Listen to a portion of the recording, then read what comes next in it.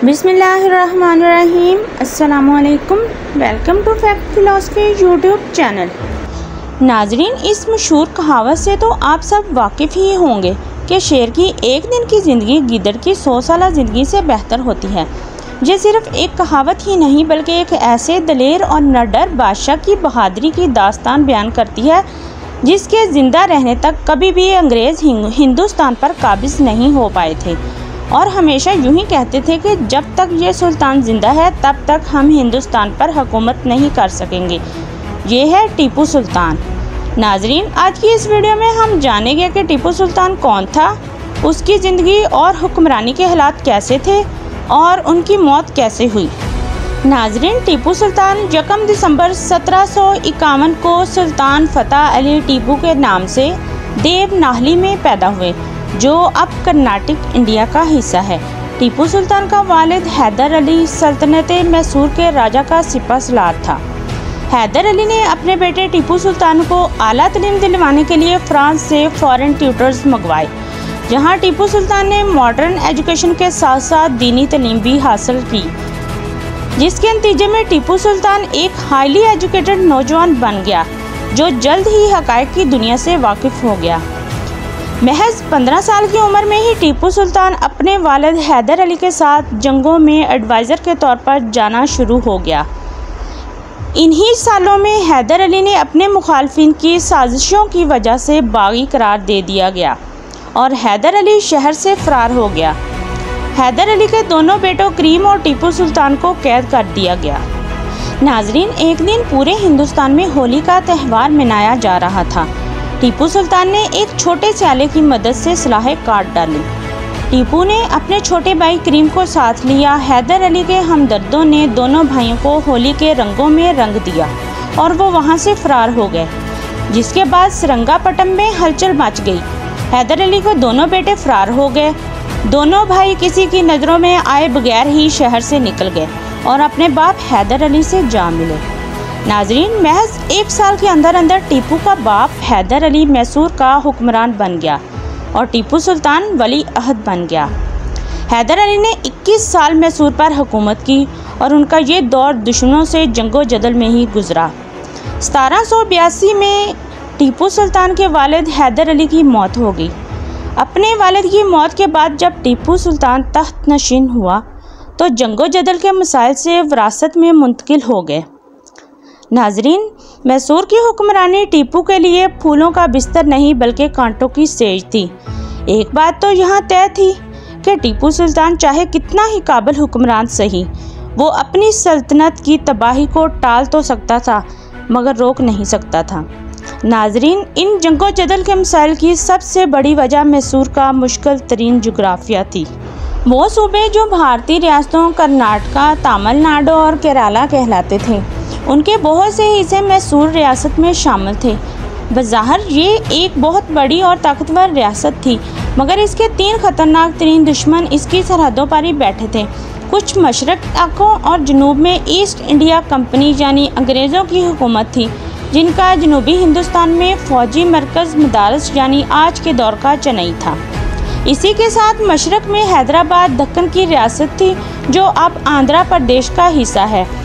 शुमाल की तरफ मरहटें आबाद थीं, जिनकी सल्तनत मैसूर की सरहदों से दिल्ली तक फैली हुई थी और मगरब में समंदर था।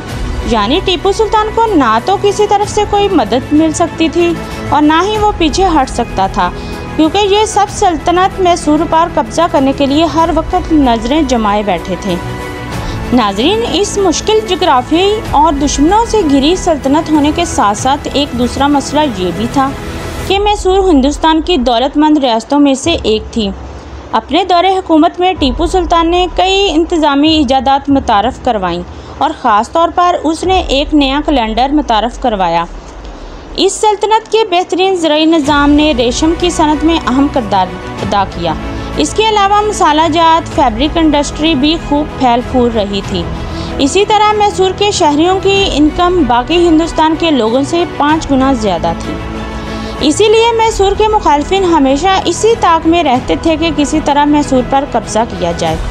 यूँ मैसूर की हुकूमत ख़तरनाक जोग्राफियों और मुश्किल हालात में कमज़ोर दफ़ाई पोजीशन पर खड़ी थी। लेकिन टीपू किसी भी सूरत में हार मानने को तैयार न था। उसने दुश्मनों से सुलह के मुआहदे भी किए, लेकिन एक एक करके तमाम मुआहदे नाकाम हो गए और बिलाआखिर टीपू सुल्तान को जंग ही करना पड़ी।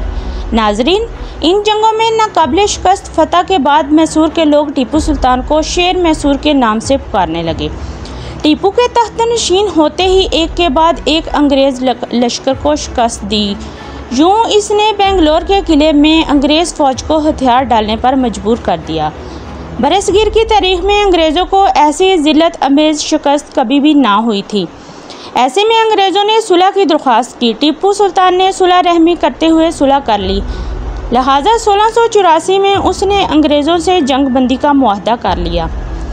इस फतह के बाद टीपू सुल्तान बरसगीर में हीरो बन गया, जबकि बरतानिया में सफ़े मातम बिछ गई। अब तक हिंदुस्तान पर कब्ज़ा करने के लिए अंग्रेज़ों के रास्ते में सबसे बड़ी रुकावट टीपू सुल्तान था।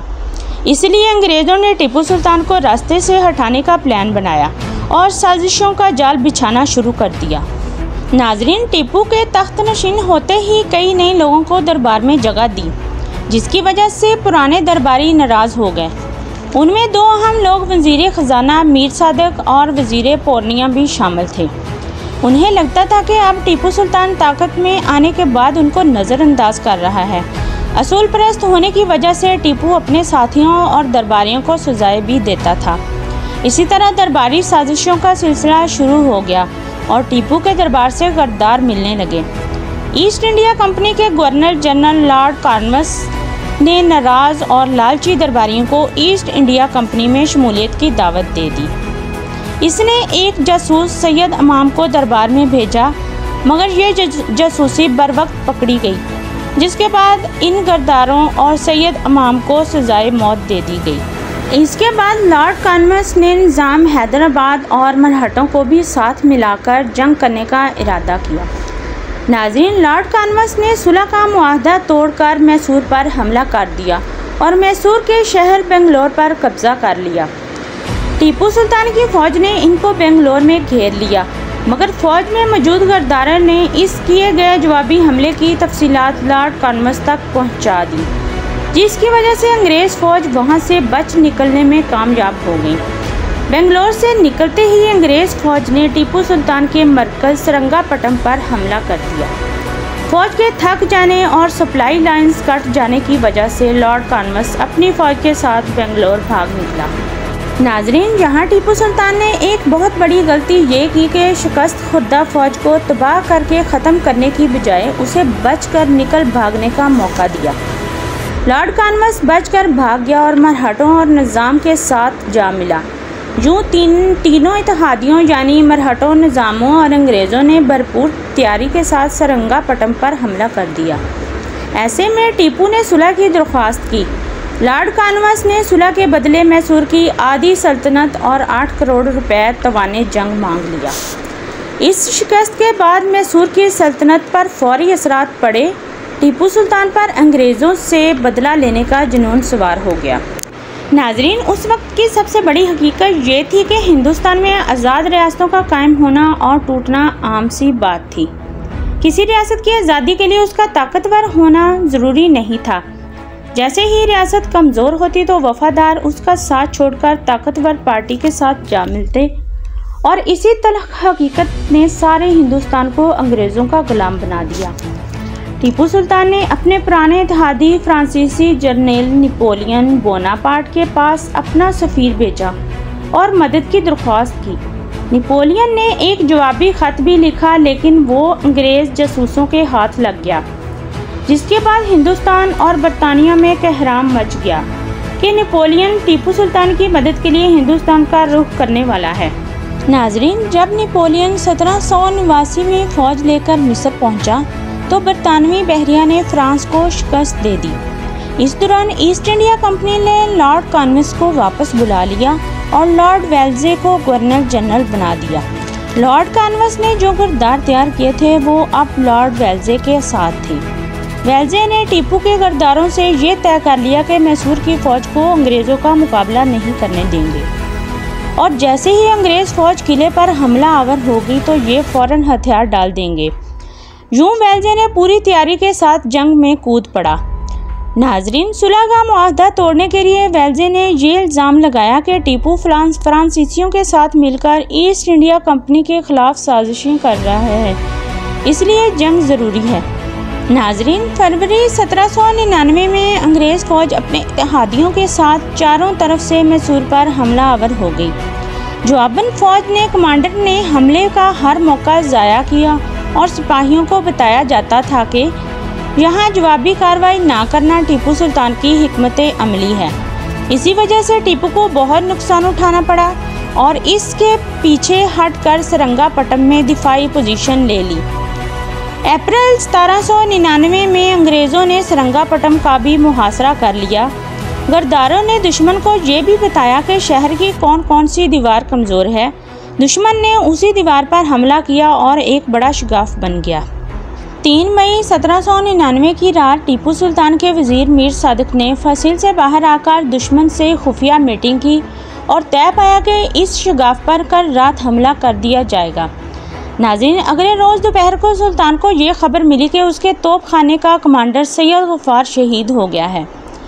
ये सुनते ही टीपू ने अपनी फ़ौज का जायज़ा लेने के लिए किले से बाहर आ गया।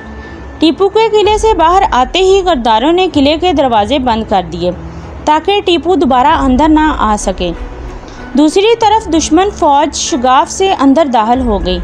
सुल्तान ने इस मौका पर भी हार ना मानी और अपने चंद सिपाहियों के साथ दुश्मन से लड़ाई करने की ठान ली। थोड़ी देर में ही ये चंद सिपाही भी एक एक करके गिरने लगे। एक वफादार ने कहा कि हजूर अंग्रेज़ों को बता दें कि आप हैं और वो आपको मोहलत या रायत दे देंगे। मगर तब टीपू सुल्तान ने ये तारीख़ी अल्फाज कहे थे कि शेर की एक दिन की ज़िंदगी गिद्दड़ की 100 साला ज़िंदगी से बेहतर होती है, और यूं ही अल्फाज तारीख में अमर हो गए। अब तक सुल्तान को काफ़ी गोलियां लग चुकी थीं। टीपू आखिरी दम तक लड़ता रहा। फिर एक गोली टीपू सुल्तान के सर में लगी और सुल्तान वही शहीद हो गया। अब तक मैसूर के सिपाहियों में ये बात फैल गई थी कि मीर सादिक ने पूरी फ़ौज को धोखे में रखकर दुश्मन का साथ दिया है। इस खबर के फैलते ही सिपाही तैश में आ गए और एक गोली मारकर मीर सादिक को कत्ल कर दिया। लेकिन अब तक बहुत देर हो चुकी थी। दुश्मन पूरे मैसूर पर कब्जा कर चुका था। टीपू सुल्तान की लाश किले के बाहर देखते ही एक अंग्रेज़ जनरल हैरिस ने एक नारा लगाया कि अब हिंदुस्तान हमारा है। नाज़रीन, टीपू सुल्तान की शहादत के वक्त उनकी उम्र 59 बरस थी। इसीलिए उन्हें 59 तोपों की इस्लामी के साथ सरंगापट्टम में दफन किया गया। टीपू सुल्तान की शहादत के 59 बरस बाद पूरे हिंदुस्तान पर एक बरतानवी परचम लहरा दिया गया और यूं एक महान बरसगीर गुलामी की जंजीरों में जकड़ा गया। टीपू सुल्तान के ख़ानदान को कलकत्ता भेज दिया गया। इस शहर में टीपू की औलादें 200 साल तक मेहनत मजदूरी करती रहीं। बिलाखिर 2009 में भारतीय हुकूमत ने इस शाही ख़ानदान को उनकी जायदादें लौटा दी। मौजूदा हुकूमत के लाख इख्तलाफात के बावजूद हिंदुस्तान में एक बड़ी तादाद में लोग टीपू सुल्तान का यौम पैदाइश मनाते हैं, क्योंकि ये बहुत बड़ी हकीकत है कि टीपू सुल्तान को आज भी बरसगीर का अजीम हीरो माना जाता है। जी तो नाजरीन, ये थी टीपू सुल्तान की जंगो जदल भरी कहानी, जिसने खुद को एक नाकाबिल शिकस्त सुल्तान साबित किया और अपनी एक कहावत से बहादुरी की दास्तान को अमर कर गया। नाजरीन, अगर आपको मेरी ये वीडियो पसंद आई है तो लाइक कीजिए, शेयर कीजिए, सब्सक्राइब कीजिए और अपना ख्याल रखिए और अपनी दुआओं में याद रखिए। खुदा हाफिज़।